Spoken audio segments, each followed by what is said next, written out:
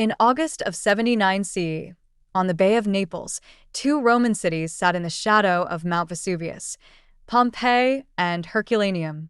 This was a wealthy corner of the Roman world, full of villas, shops, baths, and busy streets.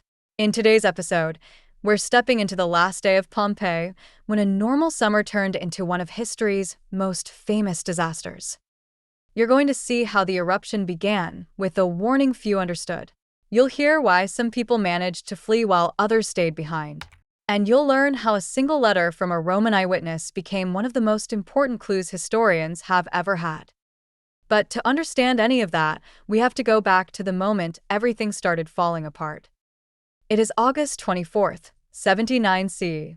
Pliny the Younger is watching. Across the bay, a mountain stirs. At first, it seems harmless.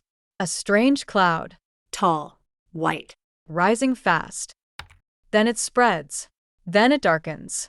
Then it looks like a pine tree growing upside down in the sky. People stop in the streets. They point. They whisper. Was it smoke? Was it fire? Was the mountain breaking open? Inside Pompeii, life keeps moving for a little longer. Bakers still work. Wine is poured. Donkeys pull carts through the lanes. But the ground begins to shake. Small cracks appear. Dust falls from ceilings. The air starts to change. And then the ash begins. At first, it's just a fine gray rain, light enough to brush off your shoulder. But it doesn't stop. It keeps coming down, thicker and thicker, piling on roofs, filling courtyards, blinding doorways. People tie cloth over their mouths. They cover their heads. They run. Could they escape in time? Pompeii had no idea what was happening.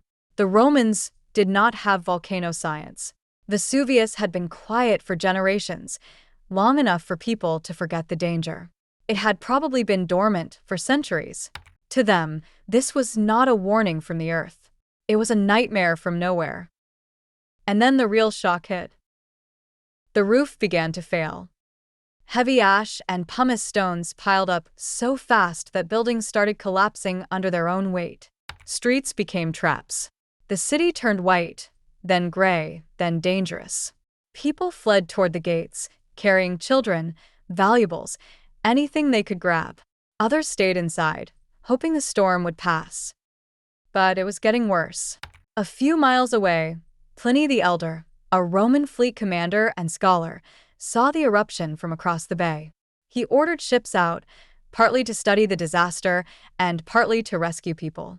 That detail comes down to us from his nephew's letters to the historian Tacitus, and those letters are one reason we know the eruption in such vivid detail. Then night fell.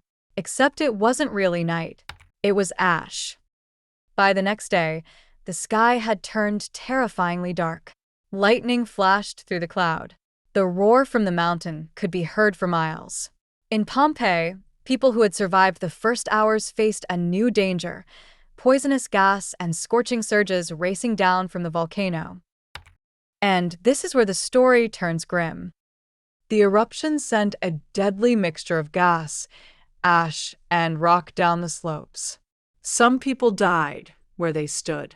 Others died while trying to escape.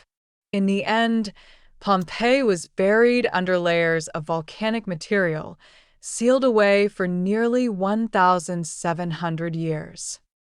Herculaneum, closer to the mountain, got something even more violent. Superheated flows tore through the town with crushing force. Boats, buildings, and human bodies were caught in the blast. If Pompeii was smothered, Herculaneum was overwhelmed. What did the people inside actually experience? Recent study of the famous body casts and skeletons suggests terror, confusion, and sudden death in the worst-hit areas. Some victims appear to have been buried in their homes. Others were found near the harbor, perhaps hoping for rescue. The eruption did not just destroy buildings. It froze a final instant of Roman life. And yet, the city did not disappear completely. The ash that killed Pompeii also preserved it.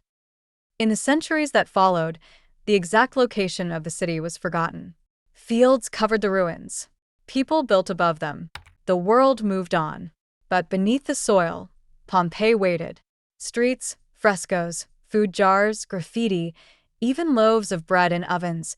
So much of daily Roman life was trapped in place, waiting for someone to dig it up. That day came in the 18th century, when workers began uncovering the buried city. What they found stunned the world. Pompeii was not just a ruin. It was a time capsule. A frozen Roman town where you could still read wall writing, see painted rooms, and walk through the same streets people walked on the morning Vesuvius erupted. But the story gets even stranger. For centuries, historians argued about the exact date of the disaster. The traditional date was August 24th, based on the copied letters of Pliny the Younger. But archaeological evidence has made some scholars rethink that timeline, because later finds suggest the eruption may have happened in autumn instead. Even today, the debate reminds us that history is never as simple as one perfect date in a textbook. So what does Pompeii leave us with? First, a warning. Nature can change everything in a matter of hours. Second, a gift. The destruction preserved an entire Roman world in astonishing detail. And third, a human story. Because when you walk through Pompeii today, you're not just looking at dead stone. You are looking at a city where people laughed, argued, shopped, painted walls, baked bread, and fell asleep not knowing they were standing on a ticking volcano. That is what makes Pompeii unforgettable. It shows us how quickly ordinary life can vanish, and how history can survive in the most shocking way. If you found this fascinating, subscribe for more untold history.